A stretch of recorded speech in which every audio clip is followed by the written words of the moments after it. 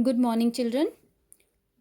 Yesterday we have learned about the chemical reactions and what are the chemical equations or how to write the chemical equations. Now today we will proceed with our next topic, that is how to balance a chemical equation. First of all, before balancing, we have to understand the term balance.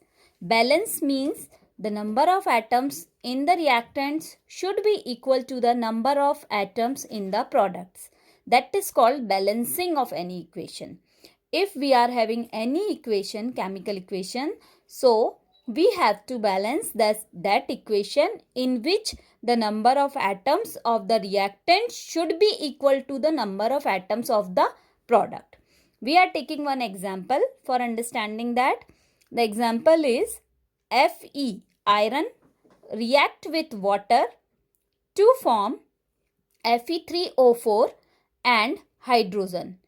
Before starting balances, I want to clear one doubt of yours, that Fe3O4, it is the another oxide of iron. It is not a ferrous as well as not ferric oxide. It is some other oxide of iron which is having the formula Fe3O4. So first of all, if we want to balance a reaction, we cannot change the molecular formula of the given compounds, whether for the reactants and whether for the products. We can never change the molecular formula of the compound. The number which is required for the balancing of a reaction, that we can add only towards this side. These are the sides where we can write the number which is required for the balancing of the atoms. That's why I have kept all the elements or compounds keep in bracket, because we cannot change their molecular formula. So first we will count the number of elements in the reactant side and the product side, and I have make a flow chart of that. Like elements in this reaction, 3 elements are involved: iron, hydrogen and oxygen. So I have written here in the element column iron, hydrogen and oxygen. Now we will see that how many atoms are present in the reactant side and how many are present towards the product side. For the reactant side, we will see that iron is 1 in the reactant side, so I have written here 1. Hydrogen is 2 in the reactant side, so I have written here 2. Oxygen is 1 in the reactant side, so I have written here 1. And similarly for the product, if we can see, iron is 3 in number, so I have written here 3. Oxygen atoms are 4 in number, so I have written here 4. And hydrogen atoms are 2 in number, so I have written here 2. This information is given in the chemical equation as it is, which is not balanced. Now we have to balance this equation. How we will balance? First we will compare the number of atoms of reactant and product, then we will change them accordingly. Suppose for the iron, we can see that iron is 1 in the reactant side and 3 in the product side. So for balancing of iron in both the sides, we have to multiply here reactant side by 3. Then it will become 3. So for balancing of iron, we have to multiply here iron with the 3. I will add here 3. Clear? I will write here 3. We cannot write this 3 towards this side. Clear? That, as I have already told, for balancing of any equation, we will add the number which is required towards the left hand side only. So we will add here 3. Now iron is balanced. It is 3 in the reactant side and it is 3 in the product side as well. Now hydrogen atoms, it is already balanced. 2 in the reactant side, 2 in the product side. So it is already balanced. Now we will see the oxygen. It is 1 in the reactant side and 4 in the product side. So if we want to balance the oxygen, we have to multiply it here by 4.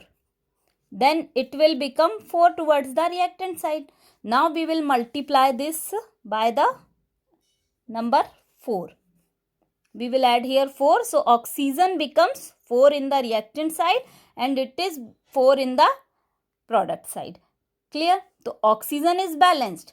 But whenever we are adding here 4, this 4 will be multiplied with this hydrogen also. It is multiplying oxygen as well as it will multiply the hydrogen also. So hydrogen becomes 4 2s are 8. So now in the reactant side, the hydrogen becomes 8 because we have multiplied it here by 4. So it has become 8 in number. So for multiplying it towards the product side, we have to multiply this hydrogen also with the 4. Then we will multiply this 2 with 4. Then it is also becomes 8 towards the product side, and we can add here 4. Now the whole reaction is balanced. Iron 3 in the reactant side, 3 in the product side. Hydrogen 4 2s are 8 in the reactant side, 4 2s are 8 in the product side. Oxygen 4 in the reactant side, 4 in the product side. So now this reaction is balanced. All the elements are balanced, 3, 8 and 4.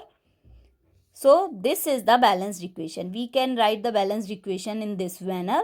3Fe plus 4H2O gives Fe3O4 plus 4H2.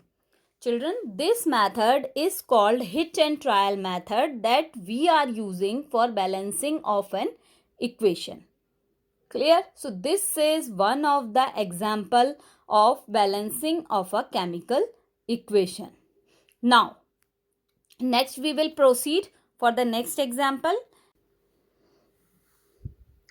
The next part is, why do we need to balance a chemical equation? What is the need to balance a chemical equation? We already learnt about the law of conservation of mass. What is that law? That law states that matter can neither be created nor destroyed in a chemical reaction. It means in a chemical reaction, the number of reactants should be equal to the number of products. So that's why it means the mass of the reactant should be equal to the mass of the products, because mass can neither be created nor destroyed in a chemical reaction. So we can say that number of elements involved in a chemical reaction should remain same at the reactant and the product side. So this is the law of conservation of mass. Because of this, we need to balance a chemical equation. If we are having any of the equation which is unbalanced, so first we have to balance that reaction, then only we can able to proceed to understand the other things. Is that clear? Now there is one more example of the balancing of the reaction. That is second example.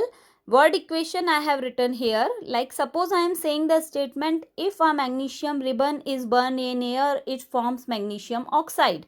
So we can write this statement in the form of word equation, like magnesium ribbon plus air.